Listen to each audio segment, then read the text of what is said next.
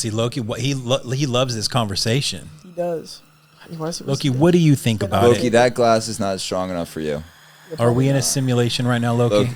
Loki, come down from there. We are, aren't we? We might be touching on a touchy subject. Guys, welcome back to the TheFrameShiftPodcast. Today we have a really special guest, really good friend of mine. He's a dreamer. He's an actor. He's a social media star. He is Peter Vigilante. Bro. Thank you for having me, brother. How are you doing today? I'm doing really good. How about yourself? Not too bad. Glad we finally made this happen. Yeah. You know, it's been a long time coming. This is only your second episode, yeah? I've done a few. I'm not going to lie. I've done a few. Yeah? But I'll release this as number 4. Okay, so you got a few in the bank. Bro. We got, what, 11 or 12 in the bank, I think? Yeah, something like that. Something like that? That's awesome, dude. Yeah. This is exciting. I'm going to make it a good one for you. Staten Island. Your birthplace. Yeah. It's the armpit of New York. You got anything to say about that? Bro, it gets so much shit, but, like, I love Staten Island. Like, if you don't know about New York, Staten Island is a beautiful suburb. It's really big. It's got, like, 300,000 people, but, like... That's a good thing. You can't be like, oh, it's, like... No, it's a good thing that it's got space. Borough. It's massive. It's massive. There's shitty parts, but, like, it's sick. I love living in the suburbs, and you're, like, 15 minutes from the city, 15 minutes from Jersey. No, that's nice. It gets a lot of heat, man. But there used to be a landfill there, too. I think there still is. Guys, I'm getting some facts in. It's the world's largest landfill, actually. Is that true? Yes. But I like the idea. So suburbs, it's not as crazy. Shit. You know, it's not as crazy. It's not like, it's not a bunch of, it is the suburbs. It's not a bunch of buildings rising and rising and rising. Yeah. I mean, listen, the people might not be the best there all the time. What are the people like? I know about Florida people. So it's funny because, like, when I did Too Hot to Handle and it said Staten Island, nobody believed it. It didn't say it's like when New York. you think Staten Island, you think like Jersey Shore, you think like, oh, what's up, guys? So it's like, I feel like I did a pretty good job representing Staten Island, not really sounding like a hardcore Staten Islander. I never watched the show, to be honest. Yeah, so it's probably for the best. You know what? That's why we have such a pure relationship. I just know you as Pete. Yeah. You're just my boy Pete. Yeah. You know, you make content, but you're just my boy Pete. Hell yeah. Well, speaking of the landfill, though, yeah, I guess it was built. Yeah, the whole place is, but they're trying to apparently, they're building a park. They are building a park. Be really good recyclables. Yeah, well, the grass might grow pretty good there, that's too. What I mean, that's what I mean. But it won't be ready till 2036, apparently. So that's what it says online. How do you have a project marked out that long? Yeah. 2036 is crazy. That's far out there. I'll be 36, dude, and you'll be like 50. No, you're not that old. Al's turning 30. He's having a moment. Crisis. Yeah. I'm having more of a quarter life crisis than you, I feel like. Yeah, maybe with the cars. The cars. The cars. That's your quarter life crisis. Oh yeah, I guess I feel like you got a Corvette when you're like 50. And you like midlife. You just did a little bit early. I did early. it at like 22, 23. I mean, it's worth it. It's sick looking. Yeah, dude. Yeah. So, bro, your last name is kind of iconic. Vigilante. Yeah. Do you know the actual definition of it? Of course. Okay. Isn't it like someone that acts as law enforcement but isn't actually law enforcement, like kind of like fighting criminals? I'd say that's close. Right? Yeah. The technical definition is a person who considers it their own responsibility to uphold the law in their own neighborhood. Yeah, so it's pretty damn close. I'd say so. Yeah, a lot of people ask me if that's my real last name. I was about to. I've actually wanted to ask that for a while. I don't know why I never have. You still weren't sure? Yeah. No, it's my real last name. It's Italian. You never know. It's a cool last name. I got lucky. You got very lucky. Yeah. No, it flows nicely. You're out in New York. Come to LA. When did that happen? So I filmed Too Hot to Handle in 2020. Okay. And then I came out here when the show came out in 2021, and I wasn't ready to move. I just wasn't ready yet. I still felt young. I just started making money. Like, it didn't feel right. Everyone else from the show kind of did. Not everyone, but like a lot of the guys and girls from the show just moved right out here, and it just felt like a lot. So it wasn't until about 2 years later. Saved some money. That was a good thing. Yeah, I saved some money, and it wasn't until about 2 years later that I actually came out. And now I've been here for 2 years and just pursuing acting. So we came here about the same time then. Yeah. I think you came here a year later, actually, but... Okay, you've acclimated kind of well then, kind of quickly. Yeah, and it was good. Just like for the reasoning I came out here, it just helped me have a big foundation here. Okay. Learning how to maneuver, meeting the right people, and it's kind of funny though because it's like it's led to me dropping all those people. And I was just dropping and like, I don't know. I don't want to call it like burning bridges. I just got to a place in my life where I felt like the less people, the better. You're choosing the right people. Yeah, like if you're not someone that I'm super cool with and that I trust with everything, I don't really. It's not worth the time. I don't really care to be around you. Yeah, it's not worth the time. Especially at a place like LA, I just feel like it'll always end up going bad. There's always so many different people out here, always looking for something. That's what it is, right? Everyone wants something from you. Everybody's even got if they say angle. they don't, you know. And like that's why, like I tried having a lot of genuine relationships. Well, that's what I liked about what we were building, kind of back last September when we were doing those indie movie kind of things, those short films or whatever. Like, I love the group we had put together for that to shoot it. We had everything. We had the people. We had you and Garrett. Yeah, and then even with that, with what seemed like a lot of genuine people, and you just see how like ego could come in, and like and people have like different timing, and it's just like it's all over the place. Yeah, the timing was always tough for us. Yeah, for all of us. Yeah. Do you think like, I don't know, if you were in the position of your dream life, like where you see yourself headed, like you're there right now, do you see your circle getting bigger or smaller? No, I see it pretty much staying the same. Maybe a couple people drop out, a couple people come in, but pretty much staying the same. Of like, it's like 5 people, yourself included. Yeah, like, thank you. Yeah, no, literally, like it's the circle I keep is very small now. You know. Yeah, that's why like I'm at the place in my life where I finally understand the song "No New Friends." Yeah, what a great song. No new friends, dude. But what like, a great song. More people will come in terms of like team. Like what I've learned is you need a team. The team is the most important part. As you grow. Without Josh here.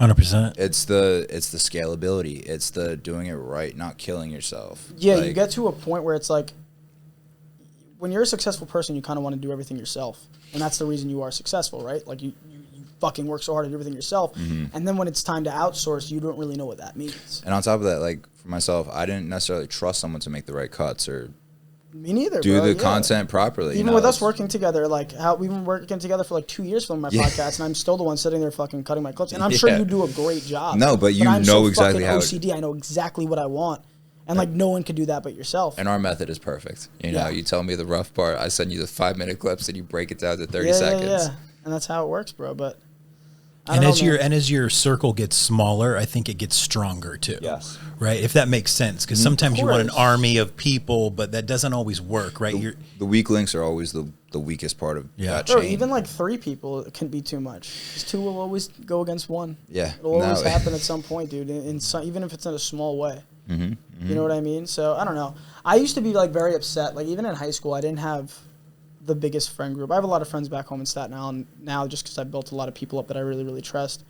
But like, it's something that used to upset me, like not having a big circle. I was the same way. I used to be like kind of bummed about it. Like, damn, like all these people are like going out with like 20 friends. I'm like, what is that even? Like, who has 20 friends? Like, a new party every night type shit. Yeah, and like you're friends with all these guys and like all these girls. And I'm just like, that was never me really. And now that I'm older, I'm like, I don't get any FOMO. I see people going out in like groups of 20. I'm like, I'm good. I'm so glad I don't got to deal with that parking, the drunk ass people in there. Yeah, and not even just the party aspect, just like I don't know. I'm naturally an introvert, and just like too many energies just like kind of blows me. Like I recharge right moves here. me the wrong way. I don't know. No. I see a lot of social medias like that too. Like influencers are like that. You think you see them everywhere. You see them on Instagram and TikTok, and it's like you think they're this big personality, but in real life, they're like super chill. Actors too. You see these big actors, and you would think because they're an actor and they could act however they want, you would think they'd be such an extrovert. But then there's guys like Pedro Pascal where you'll see him grab his co-stars. I'm sure you can put a clip of it. He'll like during interviews and stuff, he'll grab his co-stars, and they know that means he's like having a bit of like social anxiety. And this is this multi-millionaire successful actor. And I don't know what that correlates to, how you could be so out there while at the same time being such an introvert. But I definitely relate to that. I think the skill of becoming something like that, I think it's a skill. And the people that are really good at it, just naturally, the really high performers naturally are probably introverts a little bit. Absolutely, because that's why it's so funny. Like my whole family knows me as this like super outgoing guy. I was always good on camera, and like I have to remind them, I'm like I wasn't. Well, and my mom gets upset about that. She's like, you would go on at church, you'd go on the stand all the time, and it was like yes, because I was always so interested in that. Okay. So I always went for it and trained my brain to get good at being in front of crowd. Was it nervous Oh my God. My first speech I did in front of my school auditorium, I volunteered for it. I was terrified. Behind the stand, they couldn't see my legs were shaking. I was like, there's no way my legs could possibly shake this much without me controlling it. I passed out the first one. Yeah. I passed out. It was 7th grade. I was homeschooled until 6th grade. So first presentation, I had to stand up, 7th grade history class, World War II. In front of how many kids? Like 30? No, we had small class. I graduated 60 you kids. You passed out in front of like 10 kids? 20. Nurse had to wheel me out. Like, so funny, like, bro. So funny, dude. I was thirsty, okay? I was hungry. Oh my God, I feel bad for judging. It's funny. I'm just imagining like 7th grade, you like look at like 20 kids and just fucking tall as shit, like 6 foot, 130, 140 pounds. Like, oh my God, bro. Dude. Crazy times. Funny. But yeah, I think it's cool to me when I think back to like how, even if you go and look at me doing pirate TV in college, which was like, I was the anchorman for the school. Okay. Like if you look at that, I was so monotone. And like I would look at the girl next to me who was clearly I want to see where she's at. I bet she's some anchor woman in some state. Because she would be like, hey, pirate TV. And like she'd like have a big smile on her face. And like, how do you talk and smile at the same time and look genuine? Like I couldn't understand it. And if you notice like a lot of these people on TV, like as they're telling the news, you just don't notice it. Like they're smiling. And like that, even something as simple as that, if you've never done it before, like it's kind of difficult. Mm-hmm. If you've never done it, like how do you do that? And like even back then, you just see, I'd be like, "Welcome to Pirate TV, guys." And like I'm reading off a teleprompter. What got you so good at it then? Because you're so natural. Practice. Like I did like 100 of those. You just said, "I'm gonna do it." I just kept going, and that's why it's like, it's not that everyone that's on camera and is good at it is like just naturally good at it. Of course, those people are out there, but I think a lot of them are people that just had an interest. Like I always had an interest. I was 5 years old looking at the TV, being like, "I want to be that guy." Yeah. Knew it. Since I could think. You knew that you were going to I don't know, but again, as someone who's naturally an introvert, naturally not very comfortable around large groups of people, I don't know what was in me that led me to want that so badly. And it wasn't because I want to say, oh, it's attention. You want attention. And it's like. But then once you have it. It's not necessarily just attention, but like you want to, I don't know, you want to impact people in some way.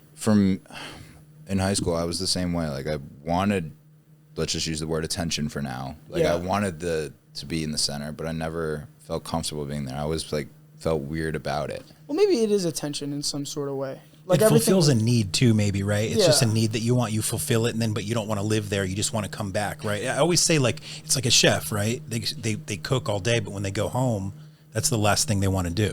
I also. Yeah. I hung out with a ton of people in high school because I sold drugs, but I didn't have a ton of friends. Yeah. So that could have been something I was trying to fill a little bit in that way too. And then I got to that point where I was the center of attention for something. And then I just like, how do I get out of this? Well, you were also making a bunch of money too, I think. Yeah. So that helped. Fueled by the when wrong you were things. 15. Yeah. It's funny, like fueled by the wrong things. It's like, there's so many things even in my like professional career that I guess because you do, I don't know if it's attention or if it's like you see so much success in one area, like even selling drugs, it's like you're getting very successful with it, but it's like you saw it going down a path that was like you don't need all that attention in that area. So like I feel like it's about, I don't think there's anything wrong with seeking attention. I think as humans we naturally want attention for whatever weird reason. But I think it's about finding it in the right areas for your life. Like even if you're a doctor, like your dream is to help and save people, but like there's something cool about having that MD on your license plate, you know, like getting the attention in the right areas, if that makes sense. Yeah, no, even if it's just so you don't get out of that speeding ticket. Yeah. Or so you do get out of that speeding ticket. Dude, I have a sick way to get out of speeding tickets. Let me hear it. Dude, so I've never done this, but I know it works. It's a theory right now, guys. I tried doing it once and like I was like, I'm not going to do this. I'm just going to get the ticket. Okay. So this was my idea. Fully came up with this myself. Fail proof. You can't tell me this won't work. You get pulled over for speeding, pull right over, throw a stick of gum in your mouth, and as soon as the officer gets to your window, just start being like, have him get you out of the car, Heimlich you, spit the gum out and be like, officer, I was choking, I couldn't breathe, you just saved my life, thank you, I was speeding somewhere to find a cop and you found me, and just start crying in front of this guy. He's not giving you a ticket, you were going to die on the road, and now you're not getting a ticket, and are you he feels faking, like he saved your life. Are you faking the choking? Yeah, you don't need to make yourself actually choke, you just hide it under your tongue, Heimlich, and then you spit it out, be like, I was dying, I was speeding to get out of nowhere. I was going to die. If he catches you, does it get ugly? How's he catching you? I don't know. He's not catching you. How is he? He's like, oh, but I saw you on your phone and like laugh. I was trying to talk. I was trying to tell someone I was dying. You get out of it. Okay, well, you know what? This leads into something nicely. He's like, You're what telling us not fail proof. He could be like, what a bitch. I'm going to double this fucking. We're going to record it. I'm going to purposely get pulled over and see if it works. Oh, let's do it soon. I'll put it in this app. Yeah, we can put it in the episode. Let's put it in the. We're gonna get test pulled it over. out. You're saying no, and it cuts on my foot. I don't know. I just feel like if there's a cop that's feeling heroic and he just feel like he saved my life and he happened to pull over the right guy, you got to play on their heartstrings. Yeah, but saved no, my life. That leads into something good. You're acting. You and I have done some small things together. Nothing crazy. Yeah. You've been looking to get more into that side, right? Into the acting side. I'm there now. Okay. I'm auditioning. Let me hear it. So, it's so funny, dude. I'll tell you something. And I've probably told you this before. I'm big on manifestation. Yes, you are. And I feel like it's very simple, but it doesn't seem very simple. And what I mean by that is I ask people this. If you had everything you wanted, you had the $1 million in the bank, the $100 million in the bank, whatever it is, what would you be doing right now that you could be doing without that money? What would you be doing that you know you would be doing? Right? And you'd find out there's actually a lot of things that, I could do that actually right now. Mm-hmm. For me, I was like, well, if I had $100 million in the bank, I didn't need to do anything else. It was very simple. I was like, I'd have a podcast and I'd be pursuing acting. And then I was like, you idiot, you could do that right now. You could literally do that right now. And thus by doing that, starting my podcast, we're like almost 30 episodes in, pursuing acting. That's crazy. I have a manager now. I have an amazing manager that I'm getting insane auditions that I've dreamt of. There you go. Like I'm there. You know what I mean? It's like, and the way I got there is by living as the version of myself that has what I want. And if you live as the version of yourself that has what you want, you attract everything that version of yourself has. Okay. You get what I'm saying? I think so. Is that a fucking tongue twister? I think that makes sense. So, yeah. Live as that person. Just be in it. Just stay in it. I'll get to it, but wait, what? Yes. Okay. So there's been some I don't know. You've told me some of this before. Have you had any supernatural experiences in your life?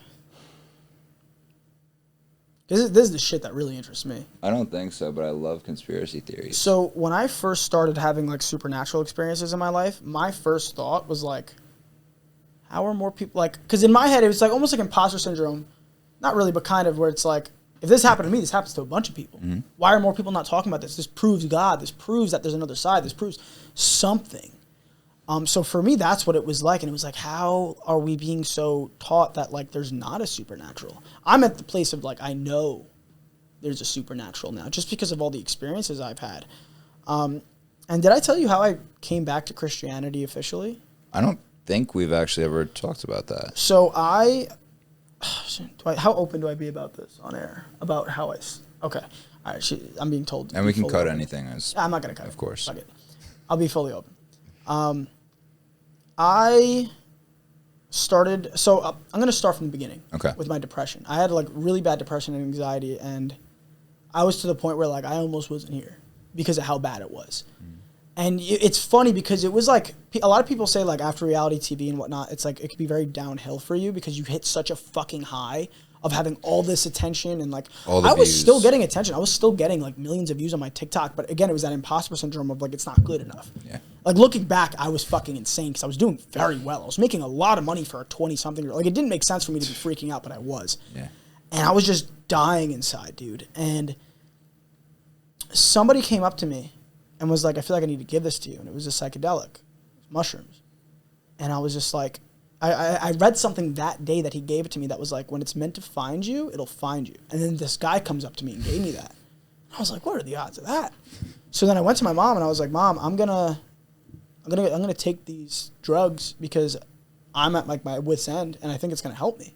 And she was terrified. She's don't do it. I don't know. And I was I'm telling you, I've done a lot of research. It helps with anxiety, PTSD, depression, all that. And long story short, I went in the basement, did them, woke up the next day, and I thought I broke my brain. I thought my brain was broken. I was oh no. because I just felt still. Like everything just felt like still. I know. I've done it. And I was like, oh my God, my brain's broken. I fucking broke my brain. Awesome. Whatever. Get to the gym. And then as I'm in the gym, I'm like, oh, this is what normal people feel like. This is what it feels like to not have anxiety and depression. It's a crazy concept to even think about. So insane, because my whole life I had anxiety and depression. And like just not waking up and being like, this is wrong. I thought something was wrong with me. And then it went back to all the bullshit of like, stop being a pussy. Why are you anxious and depressed? No, you're not. It's like, oh no, I was, and I couldn't fix it. And it's like, I'm not advocating that everyone goes and takes these drugs. I mean, look into your family history. If you got schizophrenia, psychosis, don't take any psychedelics. It could on-put those. So like I'm saying, like this isn't for everybody. It's not medical advice. But for me, I woke up the next day and I was fucking healed, dude. I was like, what in the world? Like, yeah, it was like a switch went off. And it was like, I don't have anxiety and depression. And I was also very angry. I think a lot of us hold a lot of anger and resentment in us. And dude, that anger was gone. I would take that anger out on people around me. And like, yeah, I'd snap at people. And like, that was gone. It was just gone. And it's like, I don't want to say it was gone like, oh, I took a pill and woke up and it was fine. Like that, those trips aren't easy. Because you're going through things in your life. Like, especially if you're the type of person that has a lot of shit going on in the back of their head that they're like putting off. That's what's going to come up during. Oh my God, yeah, it's going to come up. And it's going to be scary. So be ready for that. But guess what? It's a blessing because you're going to come to terms with those things and figure out. The way I explain it is this. It'll give you 3 options for the most part. And a lot of people can't really explain it like this, but I know how my brain did it. And it's like, say you have, like I had OCD. So I saw a problem. And the problem was like, okay, either keep dealing with it how you're dealing with it, which is getting angry about it and leaving it there. Let it go, which by letting it go, you're letting it go. And it's not really a problem anymore because you have no control over it. Or, you know, if it was a person, let go of the person that the problem is about. And I was like, okay, well, I'm not letting go of the person. And I know that the first option has to go. So the only option is to let it go. Boom, your brain sinks and just lets go of it. And it was like, whoa. And I've done that with so many things in my life where like I've noticed like my OCD's gone, my anger's gone. Is there anything negative about just letting it go? And this is a question. I'm not saying there is. Just, is there any negative? Yes. Okay. Yes and no. I think the biggest thing we can do is let go. Because the biggest thing I got from these things is like, I've let go of so much, which has brought me peace. But then I thought there was a negative that came from it. Because a big piece of it was my content. Okay. And like every day I was like, I need to post a video, I need to go viral.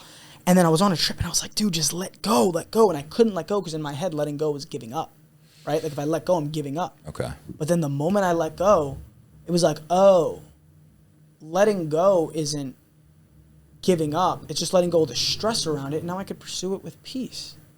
So like that was the biggest thing for me.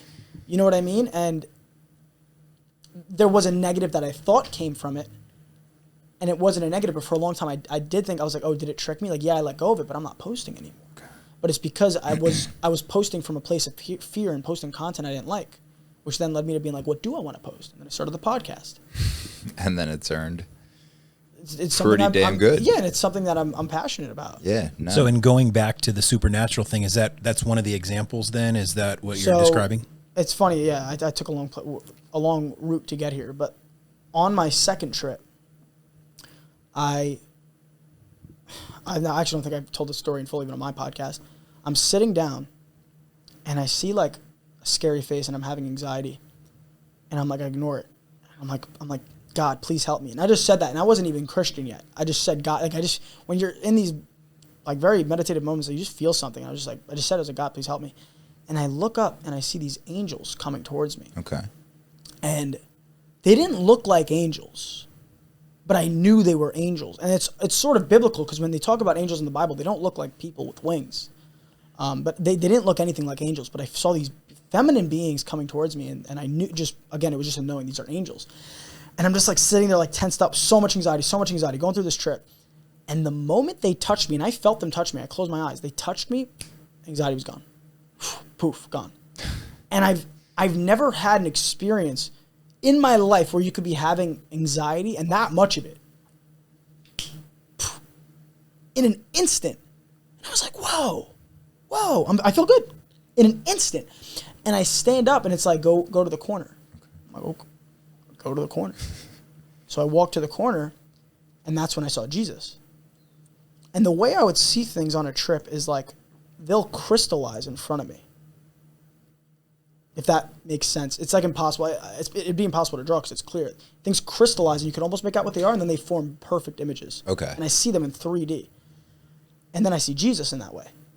And then it changes into 100 different versions of him on the cross, him with the thorns. And I'm like, why are you showing me this? And I knew someone was showing me this.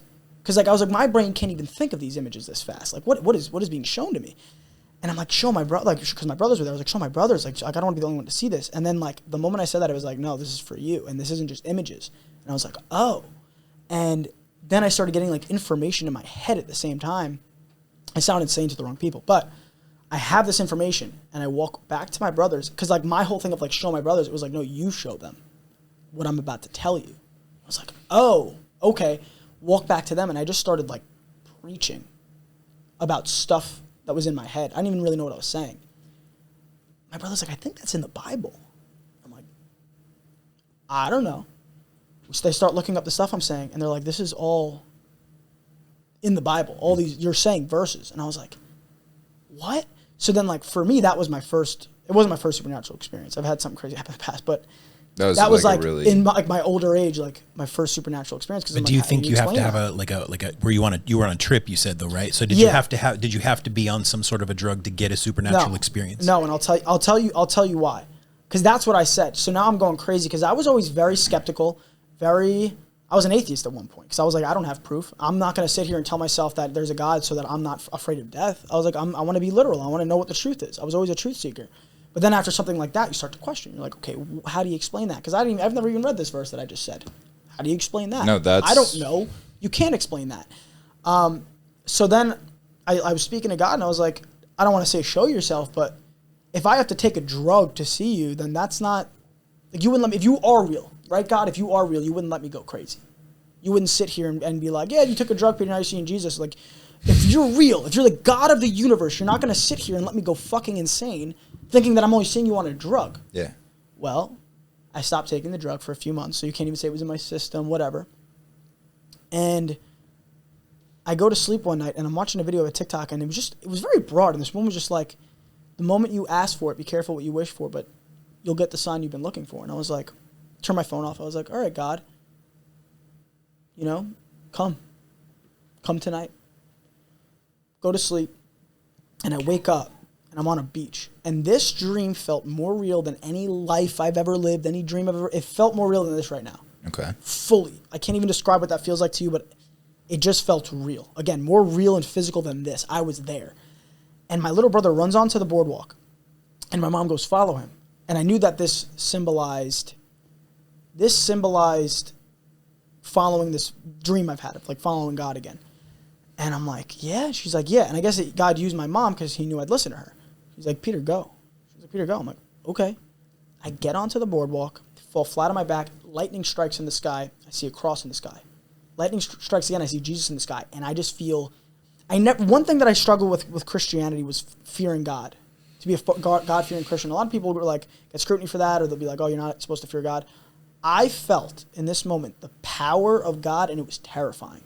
But I still wanted to be with him, but it was just like raining on me, and I was terrified. And I picked my hand up to have my mom come to me because I'm so scared. I'm crying on this boardwalk, and lightning strikes, and I put my arm down, and it was his sign to be like, it's just me and you. Stop looking for help from other people. It's just me and you.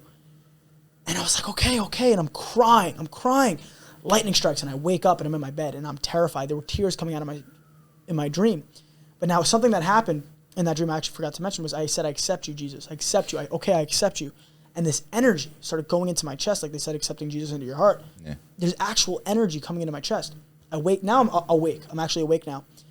And I say that again, and I feel that same feeling I had in my dream is happening in real life. What did it feel like? Was it like a warmth? It was like a warm energy. You'd have to feel it. It's impossible to explain. There was energy literally flowing into my chest. I cannot explain it. No, it's so crazy to hear you say these things because for me, I'm still extremely anxious. And you know me well. I'm up till way too late at night, doing way too much, doing all this shit. You know what? And it's hard because it's like when you're up late, you're not getting enough sleep. Like it's a perfect recipe to can't go to the gym enough. Can't have anxiety. Yeah. So it's just. And like hearing me say this, does it like resonate with you in a way where you're like, here's a guy that it inspires me a little bit. Doesn't really have exactly. It inspires me in that sense. Like where do you pray? I'm not religious at all. I think that there's something out there. But if there is something out there, don't you want to find what that is and connect with it? Yes and no. Yes, not a no. It's just I've never like thought of.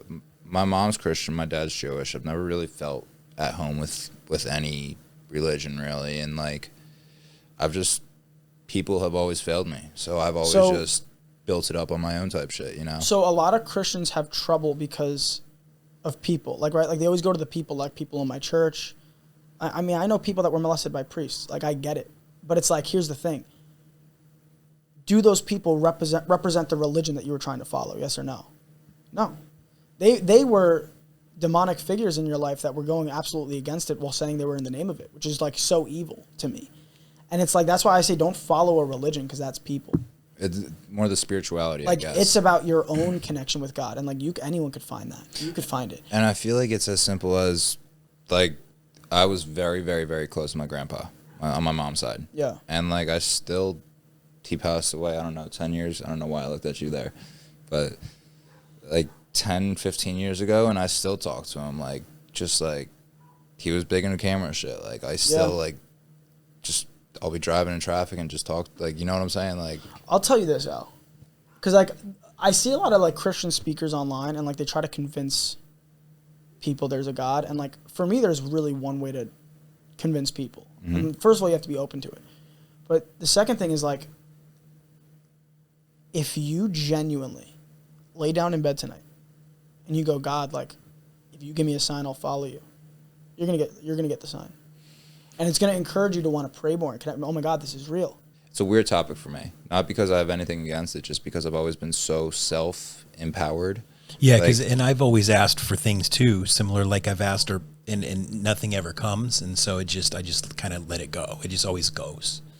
Everything I've always gotten, it's always been because it's literally everybody's always let me down in a sense of, this project and this person didn't do this part and the whole thing flopped. So it's like this podcast, for instance, bro, this is on me. If this does good, it's because I made it good. A little bit of me too, but mostly you, yeah. But you know what I'm saying? Like when I was managing artists, it was always, oh, I don't want to create content. I don't want to do this. I don't want to do that. Yeah. It was, can you pay for studio time? Can you do this? Can you do that? But let me ask you guys a question. So like you were saying, you would ask for things and they wouldn't come. Like, are you saying like physical things to manifest into your life? Signs, or even like signs. Yeah. Yeah, like ask for a sign. Well, the thing is, how do you fully commit? Like in your case, Peter, you fully committed after you had a supernatural experience, right? Or am I wrong? Yeah. Like if you didn't have a supernatural experience, would you still be? Would you still be? So here's the thing. I know that a lot of people are, but I was actively seeking something, and I just didn't know that was God. Like there was something I was manifesting towards, seeking something in my life, and I think through doing that, I found God. But the supernatural experience kind of sealed it for you, though, right? Like if I had asked for something and it's something, and I'm like, and it happened, that could change everything, right? So I found out the problem with that.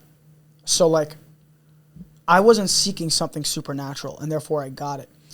And I asked God a question, and he actually answered me. I said, God, why do my supernatural experiences not convince others, and why do I feel like I shouldn't share these with others to bring them to Christ? And that's why, like, I'm not sitting here being like, dude, trust me, I've seen the supernatural, like, follow God. Because it's like... I respect how you do it. But I got my answer, though. It was, you're not supposed to bring someone to God and to these values through shock value. That's shock value. Wait, you saw a pen float? Of course there's a God. What? Like, that's shock value. Jesus... God wants you to follow him because you love these values. You love the values of forgiving everyone, letting go, wanting to be that good person. And I think that once you start to embody those things, I think then the supernatural, and I'm not saying you guys aren't good people, like I'm not, like that's not what I'm saying at all. But like I think that in terms of getting people there, it's not meant to be a shock value thing. It's not supposed to be like, oh, I see supernatural. Because if everyone saw supernatural stuff, everyone would be converted overnight. But then it's just faith. Well, that's what it is, right? I guess that's the whole. But that's what it is. Yeah. But that's where atheism comes. Atheists have faith, don't they? They have faith that there's nothing, and therefore they see nothing. So it's like, that's the whole thing with God with me is like, put your faith in the right thing and you'll see it. If you believe there's a God, why does everyone that believes there's a God see signs? They see something. Because they believe it, because they have faith. If you believe there's no God, your faith works exactly the same. You're going to see no proof of him. It's going to be impossible for you to see it. So that's why it doesn't make sense for me to sit there and convince someone that there's a God other than being like, please look yourself. And I don't see anybody debate like that in Christianity because it's like they're never going to see it because they don't believe it. That makes sense. That's a good way to put it. Yeah. That's a very good way to put it. But that's everything in life. Like everything in your reality, even the bad shit, you put it there. I know, and a lot of people will be like, I didn't ask for I agree. My mom to get cancer, or I know physical you didn't, but like on a deeper spiritual level, even like I truly believe like everything in your life has been navigated for you. Like, and this is even really a Christian value. I'm a little bit crazy, but I truly think that we almost planned our lives before we came here. I think we knew who our parents would be. I think we're spiritual beings living a human experience, and that's why I think when you take psychedelics, it unlocks that kind of. Not even unlocks it. A lot of people would think you take a psychedelic, you take one of these drugs, you take DMT and leave you think like you'd be almost going into a dream state. You're going into the simulation to like trip. But it's like, it feels like you're leaving it. It feels like you're breaking out of this physical character you've been living in. And that's why everyone's like, oh my God, we're in a video game. I remember like I did acid for a month straight. Yeah. And when I did that, I've had fun with the. So I've heard so many stories of this where I'm like, you did acid for a month. So many kids I knew that did it, and they just got. It's exciting, so you keep doing it. Yeah, and my mom was in Europe for the month, so it was like open house. Yeah. Let's get fucked up. That's like, crazy. But yeah, no, it was like, and I would probably consider myself an atheist at that point actually, and like I didn't have any spiritual moments like that, but what I did have is a mental clarity that I kind of hear what you're saying with. Like it's like it was there, but without the spiritual side. And maybe if I had connected it, it would have been even more intensive or extreme or understanding or knowledgeful or something. Mm-hmm. Just interesting. Alec, I think we need to have a whole other podcast just about Christianity. Do we need to move on? I think we can move on. Maybe we'll come back, but I think we need to have Peter back for another pod just on Christianity alone, because this is amazing. I didn't think we'd go there. No, we have so many questions. This has been great, but yeah, we do. Let's bring it back in. Let's bring it back in again. Yeah. Okay. It's a deep topic. That's why it's hard. It's hard. You know what? It's also hard to reroute completely from there, but we'll do it. No, I got. But like, you know what it is? It's just. It's endless conversation. It's like there's so much to talk about. You and your most recent guest, Jake. Yeah. You guys went for what, an hour and 45? Yeah, and we could have gone longer. Yeah, I know. My battery was dying. Yeah, no, literally, I had to leave. Yeah. No, okay. So, bro, you are NASM certified, I believe. Yeah. You still doing personal training at all? Or obviously you're still lifting, but no, I got recertified before the certification was going to be done. Okay. But no, I'm not really training anybody right now. Maybe it's something I can get back into in the future. Some online stuff, maybe. For sure. NASM was a hard test, dude. Is it? Oh yeah. What's it? Is it like body composition stuff, or is it like how to work? It's everything. It's like it's everything. It's literally like a college course on everything. You got to know the whole human anatomy, every way to train somebody. Really? It's a lot. So you understand the way the. I mean, it's been forever. I took that test in 2019. 2020? Oh, okay. So it's been like 5-6 years. It's been a while, bro. If I took that test again, I shouldn't admit this if I want to train again, but I'd probably fail it. That's how the pilots. But it's not a bad thing. Anyone that retook that test years later is not passing. It's a legitimate college course. That's like really the driver's test. Would you pass your driver's license test? Probably. I don't know if I would, honestly. The driven part, yeah, but the written one I'm talking. Yeah, I'd probably pass. I'd fail my pilot's test, I'll tell you that much. Yeah. I still have that. But it's all like charts and shit, like weather charts and shit like that. It's like the drone pilot. Okay. Drone pilot. That's okay. No, yeah, so, yeah, no, those are always fun to study for. Yeah. Those are very fun to study for.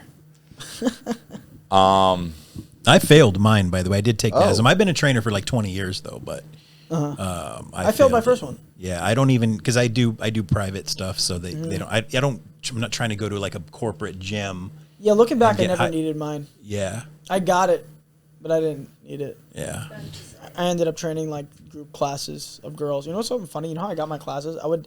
I took my fuckboy skills of DMing a bunch of girls and I used it to get clients. There you go. And I would just message a bunch of girls, be like, "Hey, you want to take a class?" Like, whatever works. Yeah. Whatever works. Of course. And damn. And yeah. And I was very good. A lot of guys, like, there were rumors, people would probably say, like, I was like, oh, I was sleeping with my clients. But I wasn't. I really wouldn't. I never would. And I was such a good trainer, and I had some beautiful women in that class. I never slept with any of them. You were a good trainer. Yeah, well, you wouldn't admit it anyway. You wouldn't admit it anyway. That's a lie. I'm going to get caught. I was going to be like, I slept with him. I never slept with anyone that I didn't sleep with before the class. Okay, that's fair. That's fair. I don't think there's anything wrong with I that. already slept with them prior to training them. Yeah. Oh, like right before the class starts outside? Yeah, It counts. But no, there was one girl that came in, and she was really pretty. And like a friend brought her. I didn't know who she was. And I was just like, okay, I'm going to train this girl. Like, it's cool. I'm not going to hit on her. And then I did a session with her, and I was like, she's so pretty. I was like, all right, you're so good. You never hit on your clients. You're a good guy. You could hit on one. It's like my crazy brain was like, you could hit on one of your clients. And how did that go? Dude, any one of those girls, it would have gone well. Any single one of them. They all would hit on me all the time, and I would never, because I was like, you're my client. This isn't going to happen. The one that I hit on was like, I think it's super disrespectful that you're hitting on me. And I have a boyfriend, asshole. And I was like, the one girl I hit on. And like, I didn't even like come on hard. I was just like, hey, next session's on me. And that's all you said? That's all I said. She tweaked out. That's like, I was hitting on her. Like, I'm going to be honest. I was hitting on her, but. Yeah, but that's just that's a chess She's move. like, yeah, that's like really weird. And like, I think it's super disrespectful that as my trainer, you're hitting on me and I have a boyfriend. And I'm like, all right, number one, you haven't posted your boyfriend once. So how am I supposed to? So leave that part out. So you had already stalked the social And I was like, media. and second of all, I was like, I'm just trying to fill the classes up. So I was saying you can come in for free. Yeah, that makes sense. How about don't come back? Yeah, now you're banned. I was like, fuck. But like, what are the odds? The one girl I fucking ever hit on, I was like, and I shouldn't have done it. Like, still, like, I should be 100%. Never hit on a client. But I was like, dude, I was fucking 20 years old. I have all these pretty girls. Like, though I messed up one time. I feel like that's a pretty good number. I feel like, you know what? I know a lot of trainers, and they all sleep with their clients. All right? And they're going to be like, what a dick. He did it once. I know a couple of people. One time like too that. many, yes. But, like, dude, I used to hear stories back in my gyms back in Staten Island where these trainers were. I hear stories. They were fucking all their clients. It's probably huge. Yes. What do you think that is? Why do these girls want to sleep with their trainers? Because Husbands at home. Hormones in the gym. well, no, you to a certain degree you are a therapist for them, and then they become kind of close to you that way. That's what ends up happening. Yeah, at least in my experience. Spend a lot of time together. You're being physical. Well, they want to talk. A lot of people want to talk, and you hear things that just like you probably shouldn't hear while you're training. Yeah. And then they feel kind of comfortable with it. That was for me anyway. I think therapist is a good. Yeah. Everybody trying to fuck the therapist. Yeah. Yeah. Yeah. I should be a trainer again. Oh. Okay. Damn. Bro, we have a lot of people come on this podcast, and a lot of them so far may or might not be roided out right now. Are you gonna ask them on steroids? Are you on steroids? Ton of them. Ton of them. Peptides, steroids, the whole I stack. think it's pretty obvious I'm natty. I haven't gotten like steroid claims, which fucking obsessed me. I wish people were saying I was on juice. Fucking made me feel pretty good. But like I haven't gotten that since high school. Like kids used to make fun of me and be like, "Dude, he just looks like that because he's on juice." And I was like, "Bitch, I weigh 130 pounds soaking wet." I was like, "What fucking steroids?" Did you play sports or anything in high school? Yeah, but it was just because I was so cut. I was so shredded. So like they were just like they didn't. Yeah. They knew they couldn't look like that. Jealous Motherfuckers. So yeah, but as I got older, like people kind of stopped asking me if I was on steroids. There was one point 2 years ago where I looked like I was on steroids. You post those pictures still, I think. I put on so much weight, and it was all muscle, and I was like, dude, if I was someone else, I would think I was on juice. Alec, let's post that picture and put a poll up. I think some of the pictures you post on your story, are they old pictures maybe? Now? Yeah. Oh, yeah. Yeah. Yeah, you go to the highlights. Yeah. Find an old one. I'm So still in good shape, Al. No. You look great. Yeah, you look great. man. Come on now. A little something. So, speaking of looking great, you're on Too Hot to Handle. Yeah. Season 2? Yep. Dose. What was that like? And bear in mind, I don't... How honest could I be now that I don't care about reality TV Have anymore? fun. No. Spill the beans. And I know you as Pete. I don't know you as Too Hot to Handle Yeah, Pete. I you just know know what? you as Pete. You know what? It's like people have asked me, like, is it fake? It's like, no, it's not fake. And I've never said this before, but I'll say this now. And it's like, it wasn't fake, but you know you're filming a show. So you just push it a little far. So you're gonna be the most extreme version. I was talking Same in as third vlogging. person, bro. I was talking in third fucking person. Yeah, Were you I was really? like, yo, Peter wants a kiss. What's up? I fully said that episode 2. I would never say that. I would never hit on a girl like that. How many episodes you make it through? 6? 3. Damn. 6 episodes. It's Actually, 10. He made all 10 episodes. In my notes, I actually researched it, and I think it said either you were booted off 2nd or 3rd or something. So I have a tendency. People are making shit up. I got booted off episode 5, and I was in the beginning of episode 6. Okay. No, I didn't. She just whispered again. I was got kicked off 3. episode 3. I'm living in an alternate reality because I know for a fact. Okay. Okay, Because they released let's go to 5 that. episodes and 5 episodes, and by the 5th episode, everyone was waiting for the 6th to come out to find out who got kicked off. You into any conspiracy theories? The conspiracy theory, if I actually got kicked off episode 3, Yeah, that's where I'm I'm going. living in one because that didn't happen. What is that, the parallax theory or something? That's the, Do we need a What are we? parallax theory? No. It's, what is it called when everyone remembers something a certain way? Mandela. Mandela effect. Yeah. Yeah, I love those. Yeah, good old Mandelas. I love those. They You know just- double stuffed Oreos? Are I not remember. spelt double stuffed anymore. Please explain. I think double stuffed Oreos are now just double stuf. S-T-U-F. Double That stuf doesn't make- Oreos. No Which way. look it up. You won't find double stuffed anywhere. Chat check real quick. Can we get a It's chat double check? S-T-U-F. Can we get a I double almost had a CC? heart attack. Can we get a CC real quick? A chat check. I almost had a fucking panic attack out. Got it up right there on that screen there. Double stuff Don't you love all the screens? artichoke. Yeah, I do. See? S-T-U-F. So they be stuffing the shit out of them. S-T-U-F. What? Actually- Is that you're saying that's what was That's before? what it's always been. Or it's always been? It's always been that. No way. Yeah, that's what it is. It's never not. I'm going to been go that. to the store after this. You'll see, dude. Double stuf. Double stoof? What? Double stuf. Is it German? Supposed to be American, but apparently not. I don't know. Stoof. Stoof. Stoof and stoof. Double stuff. Maybe it's always been that. Double stoof. I don't know. Do you know of any Mandela effects? I used to be big on these. Mandela effects. Wasn't there the Disney? No, what's the classic one? No, you're thinking of all the dicks in the castle of Disney and all that stuff, spelling sex in the Dicks. Why would I clouds. talk about dicks? Penises. Dicks. Yeah. What? And I was not. You watched it back. Show me. What says episode 4. We're gonna move on. I'm telling you it was. I'm telling you for a fact. No, what's the one? That was the really classic one. It was like Shazam or some shit. Shazam. Wasn't that? I don't remember. Shazizzle. What? Shazam. I think it was called like The Shazam. Bernstein Bears. That one never I heard of that affected one. me because like I'm not really. Honestly, I don't think any of them really affected me, to be honest. No, one of them. Oh wait, did. Star Man- Wars. Wait. Luke, What? I am your father. He never said that. He said, "No, I am your father." But everyone and their mother remembers saying Luke. No, I remember Luke too. Yeah, didn't say it. Luke, I am your father. I don't like this shit. Yeah, bro. I think it's real. I think that's real. The whole Is it Mandela just effect different thing. levels of universes colliding? And we're Apparently, that's what it is. Yeah, I mean we can get real deep, but I don't think Josh wants us to get super deep, I but I think he think- wants us to stick to the outline. No, I don't care. I was researching Kazam and Shazam or whatever. That's what I was doing. Is it right now. Kazam? I don't know. It's on. It's. What, It was were a you talking movie about or the something. movie? Yeah. So was it like Shaq or Sinbad or oh something? Was yeah, it? Sinbad, yeah, yeah. yeah. Or something. Everybody thinks it was Shazam and it's Kazam or something like that. Is it? That's something else. It's an old client of mine. Damn, my brain's pulling out. That's a Files. wild one. Fuck. You hang out with Ryan recently? Exposing myself. All right. I don't watch porn. You watch porn? Porn. You watch porn? You jerk off? Honestly, no. You want to know where I slept last night? And the night before that? Where? I have a full bedroom over there, but right there with this pillow and a blanket underneath Fuck me. off.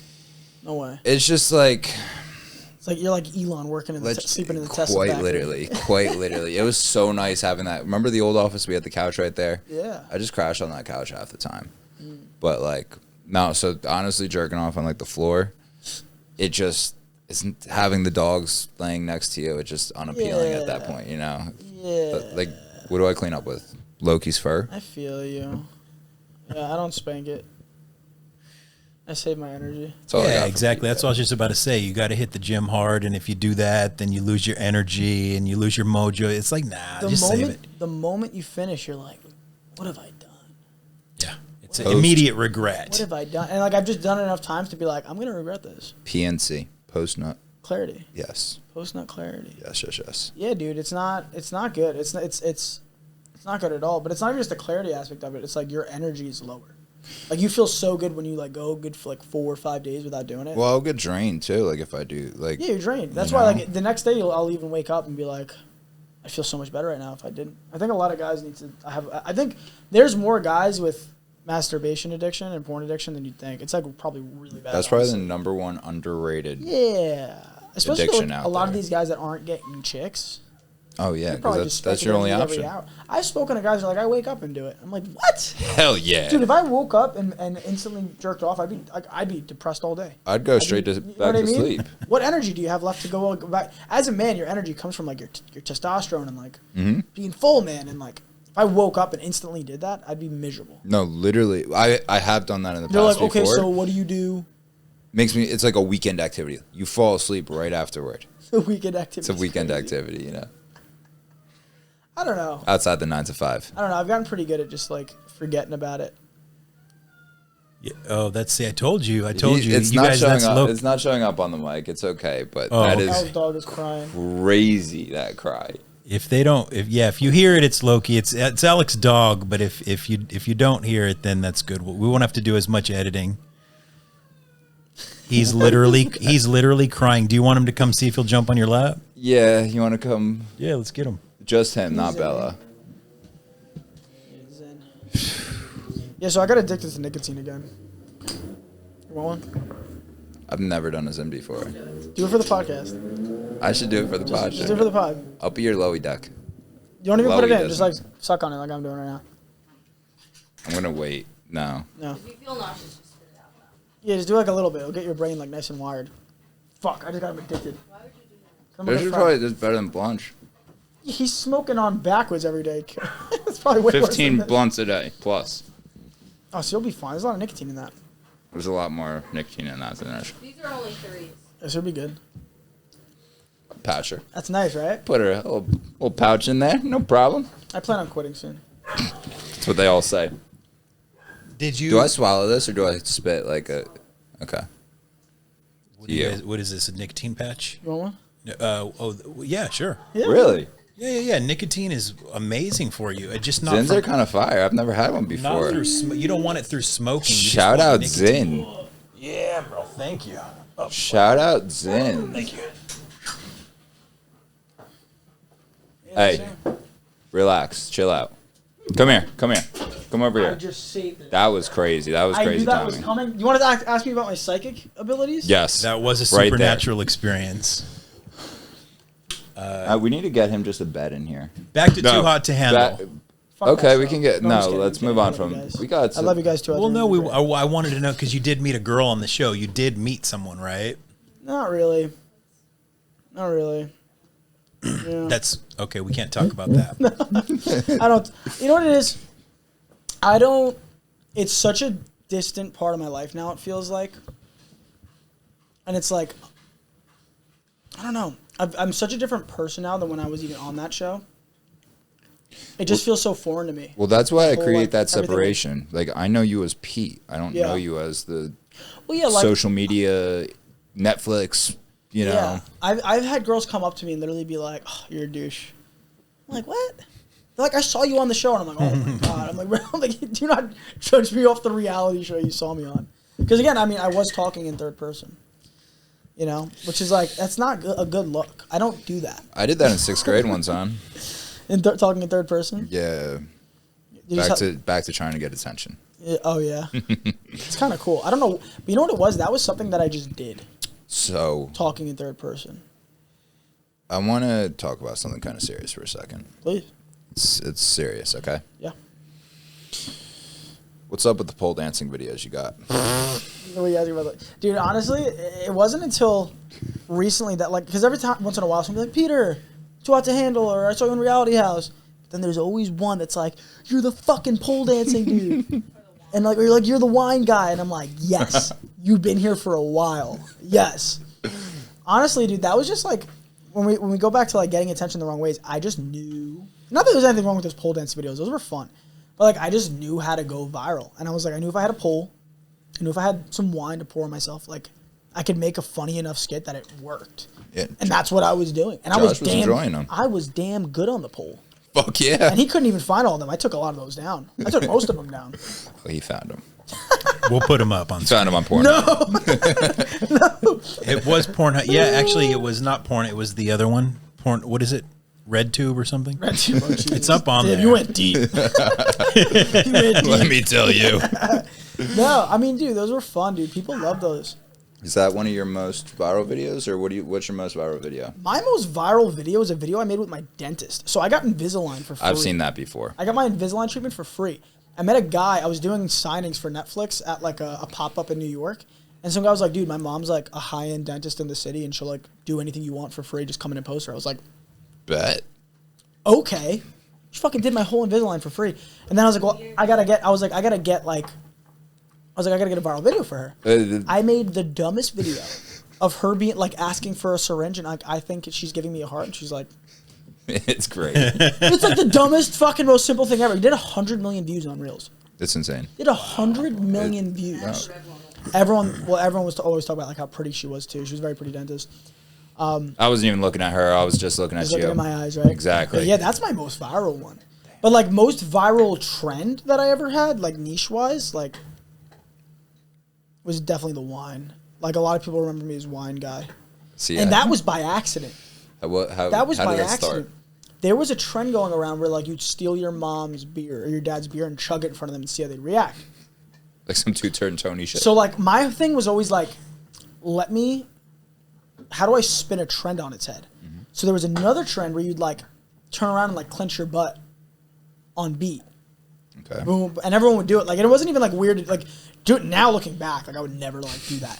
But like it was a trend, and like everyone thought it was mad funny because like, you like just put your underwear out and you'd be like, boop, like squeeze to the bend. Your mom would be like, "What the fuck are you doing?" So I was like, "What if I chug my mom's drink and then do the clench my butt challenge?" Yeah. And that shit did like 50 million views. And I was like, "Dude, I just combined two trends." Like, so that's when you know you made it. Yeah, I'm combining trends. And then I was like, okay, so it worked. I was like, a lot of people like would get something viral and wouldn't repeat it. So like, you got to grow off it. That's how you build a niche. So like, I'm gonna chug wine again.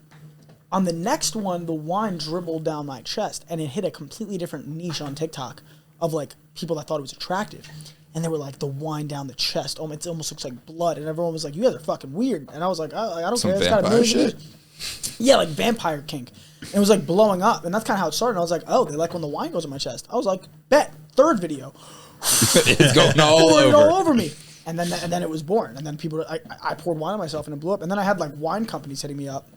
I remember one. I'm gonna shout them out. Pink Agua Rose hit me up.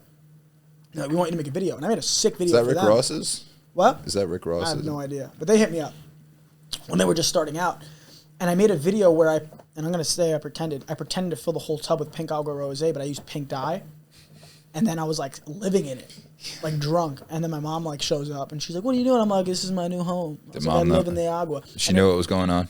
Oh yeah, yeah. Oh, she loved it. She loved those videos. Those were a lot of fun. The coolest one I ever did was I actually had my buddy bring his Jeep, and it snowed. And we put like a wire, and I snowboarded through Staten Island. We used to do that shit too, back in my town. I had, you know who I had beef with? I'm like dying. It's way too much nicotine. I never put it in my mouth. This is nothing. This ain't nothing. Yeah, it's pretty, it's intense. It's intense. So mad funny. So I had beef with Two Turn Tony because he was trying to say I was copying him. But like I was tight because it's like I said find one video I copied. I had a similar niche where my mom would yell at me and I would like drink, but like we had a similar niche. So we're tens of thousands of other people. But I never ever took one of his videos. That's why I was like getting tired. I'm like, you're so bitter because like as long as you can go to like one video and be like, you stole this, I get it. Like, if I saw someone with a similar niche to me, like, I'm not going to be tight. Like, yes, you were a big inspiration, as was Bam Margera. I know. My first inspiration was Bam. Look up Bam Really? Margera. Dude, yeah, he was fucking doing crazy shit. His mom would be like, Bam, Yeah. he was number 2. Are you copying Bam Margera, bro? Like, no, bro. Like, things grow. And I'm not going to lie. He was an inspiration. But that's how I saw him. So when I saw him hating, being like, he's stealing my content, I was like, dude, you're an inspiration. I would do hashtag 2TurnTony to get, like, Bro, the fitness similar industry. fans to, like, view it. So, like, and I think he just was like, he saw how successful he was, and he didn't like seeing someone else win doing a similar niche. Yeah. And like, I'm not gonna say I was doing it better than him. His content, it was sick and still is sick, but like, he would like be on lives and someone would be like, "Yo, you remind me a lot of Peter Vigilante," and he'd be like, "Fuck that dude." And I'm like, bro. And then strays out here for no and reason. then you know what he did? So then he blocked me on TikTok, and every once in a while I would catch him unblocking me and then reblocking me, which was also weird. I was like, bro, like, So are he we check cool it again? out. Then this motherfucker. Fucking don't say I said that. Two-turn. I still think you're cool. I know you're probably gonna hate on me if he sees this, but like I don't care. No hate. But like then my show comes out, and then he's like, "Yo, dude, want to collab?" After you just talked all this shit about me, and I was like, "Sure, let bygones be bygones." I still think he's sick. And I was like, "Sorry, dude, I'm in LA." But I was always wondering. I was always sketched out. I'm like, I was like, I wonder if he was gonna like, because like he said so much shit about me that I was like, I wonder if he's gonna like come and like fuck with me, Trying and to like make a film video some like fucking with me. But like, yeah, it was just so weird. shit. The fitness industry is the same exact way. I almost made a response video, and I should have. Was that recently or like? No. Yeah, a while ago. I should have. I'm happy I didn't. But I should have then because of what I was trying to do. I was just trying to be viral. Yeah. And like the viral thing to do would have been like to like respond hating and to like fight him, but he probably would have beat me up. I think he's a lot bigger than me. I think he would have beat me up anyways. But yeah, I probably should have made a response video. But like, I don't know. I was more upset because I did see him as a big inspiration for those videos. Not that I was copying him. Yeah. I was just trying to put it. I was like, I never copied any of your videos. No, I get it, You were, bro. you were inspired these for sure, but there was one where he really had to get in because then I got girls in the videos, which apparently he invented women too. Oh. He was like, "Now there's girls in the video." And he commented that. I was like, "Dude, I can't use women in my video because you have women in your video." Like, Yo. did I mask them like he masked his? Yeah, but fucking.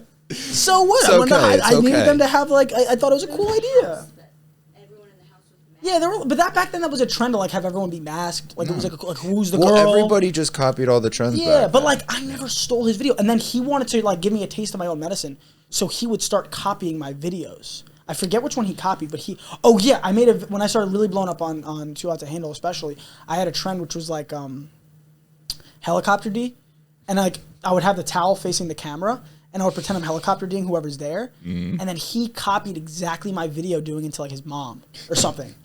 And then I was like, I looked at it, and it was fully copying my video. And I was like, this is his point to me. Like, look, now I'm stealing your content. How does it feel? And I was like, but I never did that. Like, I never took one of your videos and copied it. Yeah. Like, and like, it got me tight because people would even hate because it would come from his videos and like be like, copy Tony. And the one that it got me pissed on was when I was snowboarding through Staten Island. Because like I was like, this idea is sick. I came up with this. Yeah. I was like, what? Like, this is cool as fuck, dude. That's so much fun I'm doing, snowboarding through my fucking city streets.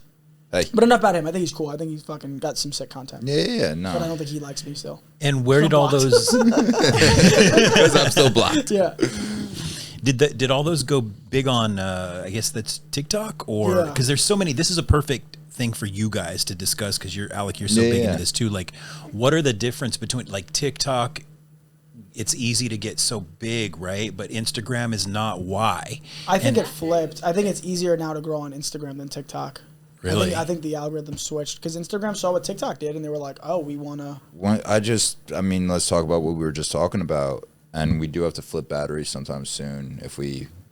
It's going down quick, right? Yeah. Yeah, we can flip a battery. But it's, I mean, the trending audios is the main way I was able to gain traction with the reels. And now my audios don't work at all.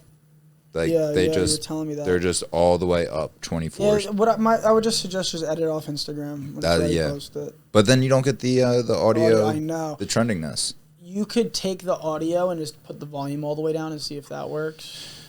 It's just funny because it turns it up all the way as soon as I go So to post. weird. It's fucked. I don't know. It's so fucked. But no, I love YouTube Shorts right now. I love TikTok is doing really well too. Yeah. But that's because I'm tying into trending things too, like trending topics and shit like that. Yeah. That's always good. Listen, I think if you have good content today and you put it out there, Like Mr. B said it himself. He was like, and it was inspiring for me, even for YouTube. He was like, you could in the next year have 10 million subscribers. Yeah, you could. He was like, anybody could if you just do it right. Not 10 million in 6 months, but you can have a career in social media over 6 months if you do it properly, and then it's how you maintain it. But I don't want to get conspiracy theory though. But isn't like Mr. B, like some people are saying that there's certain people that are just planted right, like industry plants type thing. Is that Dude? Yeah. You said Logan Paul 40,000 times. Listen, industry plants are a real thing. They are. But, like, nobody's done what he's done, right? It's crazy. Nobody's done what he's done. If you look back, you'll see him grow. So you're saying it's a real thing, but Mr. Beast is not one of them. Yeah, well, like, I see the real conspiracy. I know a guy at my gym, and he thinks anybody that's that famous is planted. Like anybody. And I was like, dude, you don't believe anyone could go out and make it. He's like, impossible. He goes, once you get to a certain level, they get you. That's it. You're locked in. I don't think so. Like he was saying, like Rogan, like him having the biggest podcast in the world, not possible. And I was like, I think what's changed is, it's all right. I think what's changed is like people love authenticity. Yes. And they love people that are just out there doing something completely original and different. And Rogan talks to Rogan specifically talks to so many different people. Yeah, and like, well, Rogan said it himself. He was like, my podcast, the reason I loved it was because like I didn't have editors, I didn't have people that like told me what I could say, couldn't say. So it's like it's the complete opposite of being bought and sold. And he's been on that since he started the podcast on why he started it. Yeah. Do I know that he's definitely not bought and sold now? Fucking, I don't know. What do I know? But I know that that's not how he got there. Yeah, is what I'm saying. And Mr. Beast, like, he took every penny and reinvested it into the platform. He literally had a story of how he got his first $10,000 brand deal, and it started at 5, and he was like, no, you need to give me 10, and I'm giving the whole thing to a homeless person. Damn, because I didn't like even know that 10,000 looks way better on a clip than 5. That's one, bro, he hits psychology so hard, and everything he does, there's a psychological reason why he does it. Yeah. It's impressive. He's a genius. Yeah, have you watched Beast Games on Amazon? No, I don't think so. Should I check it out? Dude, one of the best shows I've ever watched. My neighbor was in it, actually. She was a contestant. So good. But isn't there something where it got canceled, or there's not picking it up for another season, or am I I'm going crazy? They're picking it up. They're doing another season. I thought I read somewhere where it wasn't, but no, they are. They're picking up for another season, and I don't know how they gave the guy $10 million. Well, speaking of reinvesting your shit, how about Kai dropping? I think it's $3 million on the Streamer University or something. Was that what he put down on it? Did they? I didn't hear about this. Yeah, I don't know. She's saying apparently they got fucked over. I don't know. He got fucked over. I don't know. $3 million here's what he did. He had every streamer posting him and everything. So like once you get to that level, you just only get bigger. And like I'm not taking away from what he did for other people. Like he took streamers that had no following and now they're famous. And just for being there. Oh yeah. No, he created a movement for sure with it. And it'll pay for it. That $3 million will pay for itself instantaneously because the brand deals that he will be able to build off of using that logo. Yeah, but that's what you need. You need to invest in yourself. Yeah. He paid for it himself. Like on the back end, I'm saying he'll make his money back on that. Absolutely, bro. And I mean, dude, these streamers are making.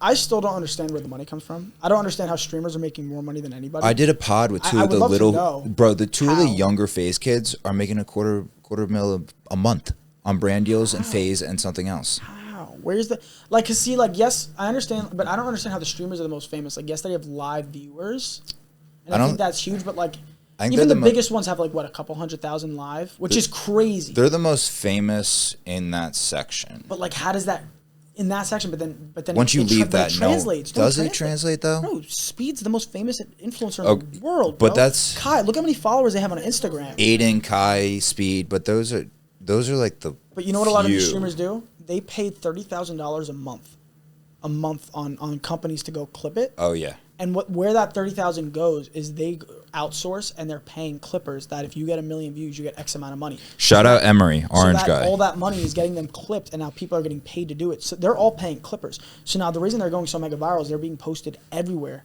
1,000 videos, a bunch of them going mega viral, and anyone could do it. Remember orange guy? Remember Emery? Yeah. From Sarah, he runs 100 of them. Yeah. 100 of these clippers that just pump clips out. But if you have the money to pay for it. I have a buddy on YouTube. He's already big. He found these people. He's paying them $30,000, and if it's making it, then that's the important part. And some people because that's the budget. The budget's $30,000. So then after the $30,000, some people might in a month, the budget's already out. They already got all the views for it, but it paid them back.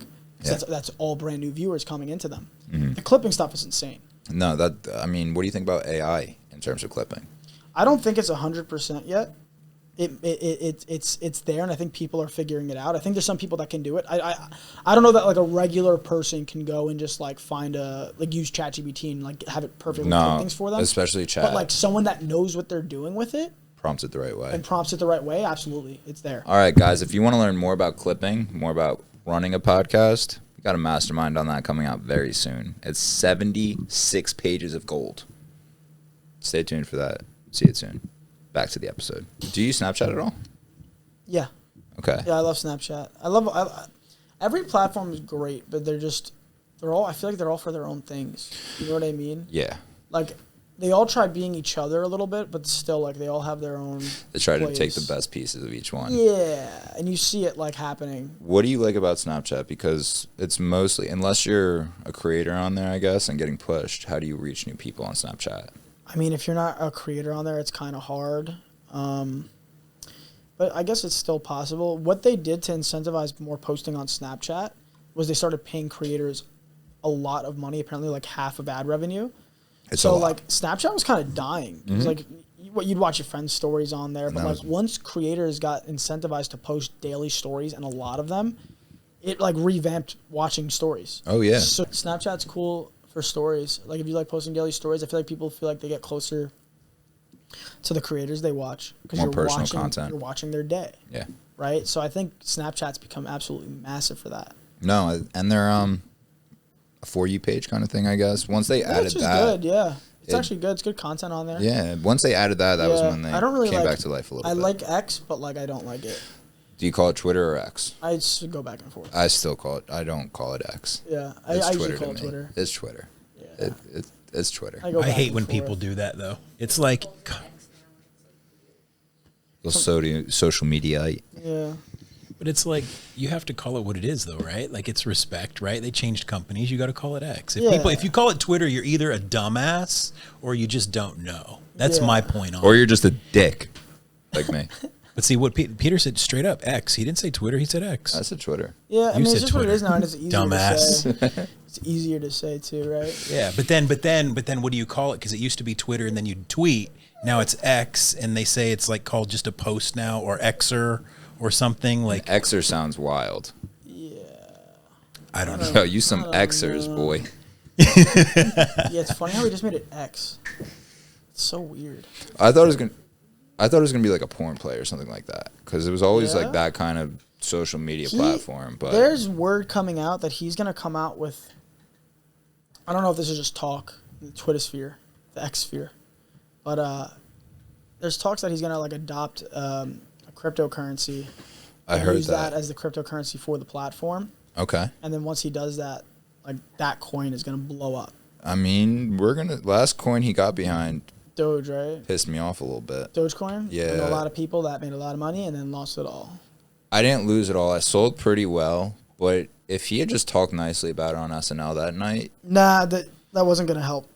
It wasn't going to help because I watched it that night. But it plummeted so bad. It plummeted in the beginning of the episode. Yeah. So, like, it doesn't matter what he said. It was a sell the news event. A person that you think it would just have happened? 100%. Because it started going up. The people started buying as he even walked out on stage. Yeah. And then one big seller, I remember, it just went boom. That was one guy that had and it billions dropped. in it. Yeah, and then other big sellers were like, "Oh, we're selling," and they were ready, and everyone just started. And then after that was, you know what's crazy is that was the beginning of the end of crypto for NFTs for that stage for that 4-year mark.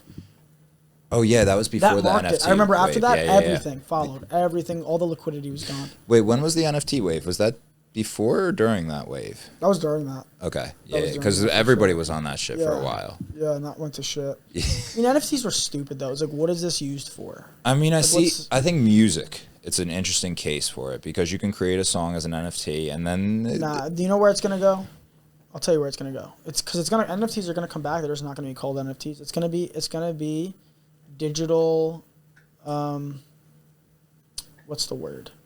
Like property.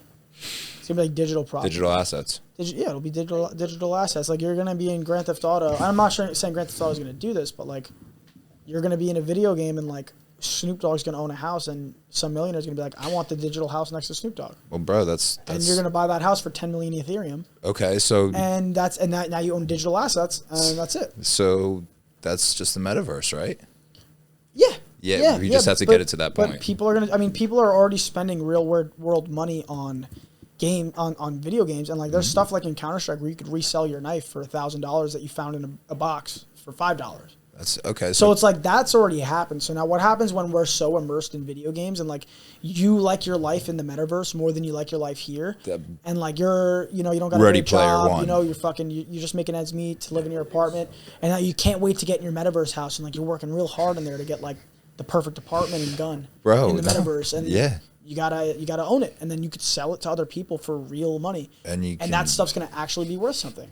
Well, I mean, are you too young, or do you remember World of Warcraft? I remember World of Warcraft. So I played that a little bit, and bro, you could sell. That was the initial one, kind of, and nobody realized it. But that was, you could sell weapons, you could sell in in-game money, and real world money too, because you just go online and buy whatever it is, It was crazy. It's crazy. We didn't even realize what it was back then, and it was just something so simple. It's gonna head there. It'll get there. It's gonna head there, and I don't know. Someone apparently already bought the property, and the reason I brought up Snoop Dogg, someone in the metaverse like bought the property that is next to Snoop Dogg's for like a couple $1 million. Well, Snoop bought like a whole like strip in like, what is it, Roblox? Is that Roblox, or was whatever that? It was? But some guy bought the property next to Snoop Dogg to be his neighbor and spent like a few million, which is insane. You just got to have a couple extra million laying around, like he knows where it's going. Well, because guess what? Because when you walk out in the metaverse with your goggles on, you look to your right and you see Snoop Dogg in his pool. People are doing it for marketing reasons. Yeah, it's not actually Snoop, but that's his character moving around over there. So wild. Just use it to buy an actual house. I guess you have to have the if you have the money at that point. What if you already got a house? Now you want a house next to Snoop Dogg in video game world. You got a couple. You got. I'm not a gamer, so I don't get that. But I get you guys. I don't know. You're big gamers, both. Peter, you're a big gamer, right? I mean, growing up always, yeah. I try not to now, but I still do. I don't even have. I mean, I would like to be able to play some games sometimes. I got the Xbox right there. That leads into the other 1950s.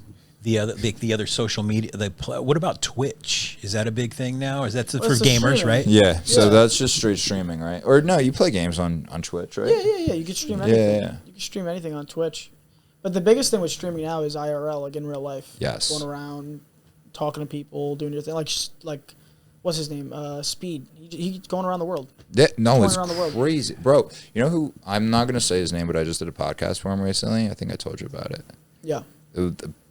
One of the bigger streamers in the world. Yeah. And, bro, he surprised the fuck out of me because he comes across as such...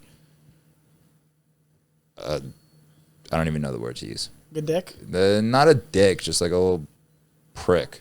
But he not even cocky, just annoying. Yeah.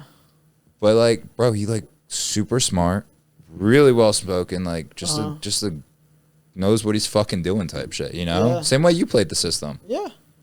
Yeah, I think there's a lot more people like that than you'd realize. Oh yeah. Like so many more. I feel like most of them are.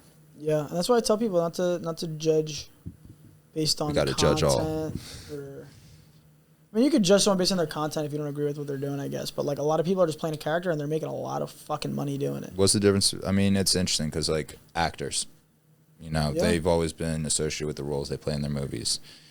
Yeah. Influencers aren't necessarily acting. It's more like their life, but a lot of them do act as well. Well, you have to, because who wants to watch a normal guy? Be like, what's up, guys? Going on 9 to 5 right now. Yeah, you want to see someone that's being extreme, and then like you make fun of them and you comment, but like you're adding to the flame that they're creating. They want you to react and hate them. Yes, I do now. Yeah. I do now. Yeah, it makes a lot of sense. Now, even with a mutual friend we've just been stirring the flames as much as possible. Yeah. Stir as many flames as possible. You know who I'm talking about. We won't say his name because we don't want to blow that up. Yeah. What else do we have on the docket today? Well, this is when the Christian stuff was going to come up, so we can either revisit it for a while, or we could talk about conspiracy theories or whatever you want to do. We're winding down. We got 3% on my camera now. Oh man, I didn't switch that. So, bro, I was lucky enough to be chosen by you to shoot the legendary Not So PG podcast. Yeah. you're working on transitioning it or working towards building towards your ultimate goal with that podcast. What is it you're building towards? I started off like saying I wanted it to be a very mental health oriented podcast where I help people in any sort of way, whether it was manifesting their mental health, and just having like deep conversations that are relatable with people. And you get to a place where you just want to start clipping up because you see what does well. So you start talking about the sexual stuff more. And I just, I wasn't happy with it. And a lot of people still loved it. Like you read the comments, people were even loving that content. And that is still a piece of me, but I wanted to have a more authentic conversation. And then I had Jake Moscato on, and like we started talking about God, and it just took a turn. And that podcast was a big switch. I was planning on doing more of like a chill transition, and it just went full God podcast. But I still loved it. I think a lot of people still liked it, and I think it resonated with a lot of people. The two people that saw it before it got released, my two editors, Both were blown away by it, to say the least. Right, Josh? Oh yeah, it's a great pod. You guys definitely check it have to out. Check it out. Yeah, thank you, man. And I don't know where it's gonna lead now. I'm just gonna keep more with the real conversation, and I don't know. Maybe if it's meant to be, it'll become this godly talking podcast. But I'm just gonna be free with it and now see where it goes from here. and what's made Joe Rogan so powerful and so real is his realness. So just do you. Just being let authentic. it come natural. Yeah, just being free with it. I'm not going to say it has to be a certain way. I'm just not going to say things for the sake of saying things, though. I'm not And going that's the important part. to focus on saying something sexual because I know it's going to get views. I'm just going to be real. I'm going to say what I want to say, and if it does well, it does well. I'm really happy about the fact that the inspirational content has done best on here so far. So it's just like, being That's inspirational. awesome, dude, because it feels good. Like you could go viral of saying some crazy shit, but like when you say something inspirational that you mean, Yeah, the motivation. and the that inspiration, resonates with like- people, and that does well, there's no better feeling in the world. Yeah, and that's what's doing best right now. And not like We have so far to go with this, you Yeah. know, but just seeing the response already is so good to see. Yeah. Josh, do we have anything more? Well, I do want to ask him. It's kind of in line with the conspiracy theory, or no, the what were we talking about? Supernatural stuff, but Yeah. conspiracy theory, though. I think those kind of go hand in hand. Not really, I guess, but like, Fuck yeah. are there any conspiracy theories that you just like that are on your mind and that people give you shit for sometimes, and you're like, damn it, I mean, the biggest one, and people might say this goes against my Christian beliefs, but like the biggest one is that we live in a simulation. yeah, that's a big. But I know we do. I know this is a simulation. This isn't real.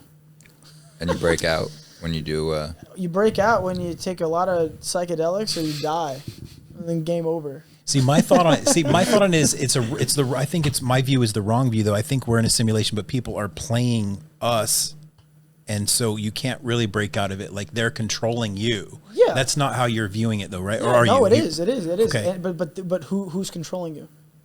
Yeah, exactly. I Who's don't know. controlling you? I don't know. I'll tell you, it's your higher self. And the only reason it's not your higher self is if you're fucking somehow an NPC. If that's But it can't be if there's one person. Gingers. Gingers. I love Soulless. But like, if it's a simulation and like there's only one person controlling the game, Yeah. that's the way I see it. So it can't be your higher self because then everybody's Well, controlling that would the mean game. you're not real. Do you feel sentient? Like, do you feel like your thoughts come from yourself? I don't know. That's a good question. You might That's be an the, NPC, bro. You might not be real. No. I don't know. No, I don't I'm think. gonna send him into psychosis. We've got an NPC on here, boys. He's like, I don't know if I'm sentient. I'm just saying words, and I don't know where they're coming. That would no, yeah, exactly. That would suck. That would suck. Like, are we Yeah. all being just played like a video game? Come here. It's like, I mean, it's like if you created like those AI characters that are like, do you think we're just a prompt? And people are saying it proves that we're just in a simulation. We're not real. We're just a prompt. But no, I think it's deeper than that. I think it's the same way. You know how I explain it? He wants to be. See, Loki, what he loves this conversation. No, he does. He does. Loki, what do you think about Loki, it? that glass is not strong enough for you. Are we in a simulation right now, Loki? Loki, come down from there. We are, aren't We we? might be See? touching on a touchy subject. He's trying to tell us. Hey, get down. Get down. Good boy. There we go. But no, I mean, it's like this is how I explain it because I think we're still in heaven. I don't think we're even here. And what I mean by that is like, say you're in VR. You're in a simulation that we've created, right? You're in VR, you're in there, you're in this virtual world. Where are you? Where are you? I'm going to ask you, where are you? I don't know. So is Earth... We need mushrooms right now. Well, not seriously. It's a very simple game. It's a very simple answer. So is You're Earth the playing video VR. I game? give you a VR headset. You put it on. You're in the video game. Where are you? Here. Yeah, right You're here. still here. You're not in the video game. Yes, for all intents and purposes, it's real. The video game's real because we created it and like it's there. But like you're not there. You're here, being projected into this virtual world. So if we are in a simulation, your real higher self is still up in heaven or wherever we come from, being projected your soul into this body. But you're not actually here. If this isn't real, you're actually up there. Okay. And you're here. Like, you are here, but, like, technically, I think you're still wherever if this is a simulation, wherever we're projecting from. Which is, I guess you want to call it heaven. So, and then an offshoot of that would be maybe God is the controlling the, like, you know what I mean? I don't think God's controlling things necessarily. I think he does control some things. But, like, the way I explain God is, like, God's everything. God just is. Like, in the Bible, it says, or even in the Torah, it says, God, who's God? I am who am. I just am. I am. I remember that line. Because how you can't describe what God is. What is God? Like, this guy sitting on a cloud? No. I am. He's this table. He's in you. He's in me. He's in the dog. Like, he's everything. And I think there's a piece of God in all of us. I think that's what God is. And I think that there is a divine supernatural intelligence to, if spiritual people call it, the universe. The universe. And that's a cool way of saying it, like the universe, because like it sounds like just this everything bubble is just like attentive to you. And like that's why I even like spiritual people saying that, because like it sounds like when you say it like that, it's like, oh, it's just like the universe, everything. Check it out, Alec. We just took conspiracy theory and made it full circle into Christianity and God and faith. That's incredible. That was good. That was good. Yeah. I think. So we've got our last question. I think at this point we have our very last question, a special one. It's not really special, but it's special. We say it to everybody, okay? Okay. Some people call it grinding gears. I say grinding titties. Okay? Okay. What grinds your titties? What makes you upset? What makes you want to just throw a brick through someone's window? The first thing that comes to mind is bad drivers, but that's just because I'm in LA. That was going to be mine because of today. What gets me angry in today's day, what actually gets me very angry are closed-minded people that have ideologies that are just so one-sided, and you can't change their mind. I like that. I think the people ruining the world, they're on the right, they'll say it's the left, on the left, they'll say it's the right, and I think there's bad on both sides. I think there's good on both sides. And that's just in the political spectrum. I'm talking overall. I think that if you aren't willing to have your mind changed, obviously there's a lot of things we believe in deeply that we're not going to have our minds changed on. But overall, if you're not willing to have your mind changed and to be open-minded, you're not a truth seeker. You have almost religious values in whether it's politics or life in general, and you're just hard set on those. I mean, you're just creating a bigger division in this world, and that angers me because I just want everyone to come together. And you're not allowing the truth a chance or another opinion. Yeah, and like who are you that you know you have the truth set on everything? Yeah. Who are you, and who are you that you're a political party? If you think a political party has everything right, you're crazy. And that's there's only no reason. 100% right all the time. And I think that a lot more people are coming to that truth, and I think that's why a lot more people are like becoming independent thinkers and like, I don't want to vote fully right. I don't want to vote fully left. And it's like we have this system where it's like it goes one way or the other, but like you can't believe everything this one party says. No. Like you can't. It's like, I don't know. I think that, and that's why I think politically wise, I think the two-party system is failing America. And I think it's a perfect way to divide us and control us. I agree. And I think that's what they want, and they make us think that the real enemy is each other when it's really us versus the powerful. 1 versus million these percent super powerful agree. people that are really running the strings, and they don't care if you're Republican or Democrat. Yeah, because as long as they can keep everybody in they're order. making their money regardless. Yeah, they don't care. And I think that's the real secret. And I think I'm going to get this so wrong, but doesn't history say something about it with the Republicans and the Democrats were funding both sides of the war way back in history? No. What was it? It was I mean, a whole bunch of people have done it, but like the Rothschilds, for instance, they funded both sides of wars until they know who's going to win, and then they just cut funds to the other side and let it. Like, right? It's happening with like France and Britain. Yeah, and then you could look at those people in France being like, we're going to kick their ass, and it's like the people at the top. No, they're just going to pull funding. Both of them. Yeah, it's always been that way. They're winning. We'll take them. Yeah. No. They don't care. They don't care what their beliefs are politically. They don't care. It's always been that way. As long as they're going to get funded, right?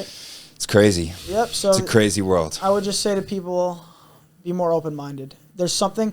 Don't be afraid of admitting that you're wrong. And I've had to explain this to even like younger guys in my life, because like a lot of younger men, like they have a hard time when you're like, hey man, maybe do this differently. Like, no, the reason I did that, I'm like, dude, listen, there's something so honorable about being like, oh, I didn't think of it like that. Mm-hmm. Okay, and maybe you're right.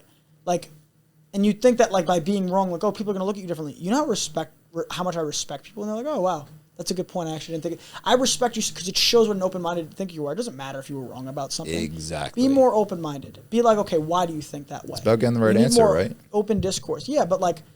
No, I'm saying like. Yeah. People need to stop thinking they have all the answers, because you don't. Yeah. No, but I mean like. They're just so shut off about seeing any other point of view. Think about it. Isn't it weird that like every movement, good or bad, every movement, the people following that movement share the same clip notes, say the same things. They're like, well, because it's true, and it's a good way to say. It's like, come to me with your own clip note of why you love this movement and why this is what you stand for. Because when you're just repeating something you heard someone else say, it's like, is that really your own thought? Yes, you might agree with them. But it's not your own thought. I'm not saying not to always repeat, because I've heard people say good things that I want to repeat, like sure. But like, I think it happens a little bit too much where like people are like, oh, that's a good way to say it. And no one's speaking with their own thoughts. Mm-hmm. Go home, do your own research on something, and describe why your movement's meaningful to you. I like that, bro. That's what I'll say. I want to tell everybody, fucking relax. Stop hating each other. Everything's cool. Like, everything's not cool. Like, people are dying. Like, it's not cool. But, like, we're not going to fix these situations if we don't all, like, love each other and figure this out. Like, how are we going to fucking help these people? How are we going to fix this? How are we going to fix this? Yeah. And we all do it caringly. And I say we overthrow the billionaires. We kill them all. We spread the wealth amongst the working class. And we create some sort of dystopian future where, like, everyone's just working for each other and there's only jobs that help each other and we don't need to advance technology and we just live off the land. And that's what I'm really shooting for. I want to get a ranch. When I can afford it, I'm going to get like a 100-acre ranch eventually. But technology will probably be funding that ranch, okay? Okay. So I can't agree with you completely, but I'm here with it besides the tech part. I think we're meant to have these like ultra-rich CEO people. I think it's just natural. People are going to be like, what are you talking about? Like, I think it's just... I think we need, because like as bad as a lot of them are, if it takes one good one to like advance civilization in some way, like because like say we were all living off the land and like working with each other, like we wouldn't have, for whatever reason, as humans, I think it's part of the simulation, we are advancing towards something. Like, why do we always want the better thing? Like, why do we always need the new iPhone, the new this, and like people working in business, like the graphics better and better. Like, it will always get better. There's no stop point. Like, that's the infinity I feel like in us, and that's what the whole simulation theory is like. Fucking full circle. Graphics in video games and VR keep getting better and better, and if there's no stopping, then that means at some point that VR, that simulation is going to be indistinguishable from reality. Mm-hmm. So that means one of two things: we're headed to a place where we create a simulation that is indistinguishable from reality, or we're already living in one. One of the two is true. The latter makes more fucking sense. insane. I gotta it's kind of like Aliens because like you got to start having shrooms before I gotta the stop. podcast. This is me not taking shrooms in a long time, bro. So record me tomorrow. Watch the crazy shit I start telling you. Go take your shrooms. This has been an excellent podcast. Oh my god. Where can the people find you out and learn more about you? Dude, look up Peter Vigilante or don't. I'm gonna fucking shove my face on your TV somewhere at some point somewhere. So I'll see you there, Peter Vigilante. Watch the podcast. Follow me on Instagram and TikTok and Snapchat, and I got links in my bios you can find. So. Bro, it's been an honor. Thank you for coming on. Thank you. Guys, this has been another episode of the Frame Shift Podcast. If you want to see more, subscribe, like, comment. Let me know what you want to see, who you want to see on here. And we will see you next week. Peace out. Peace.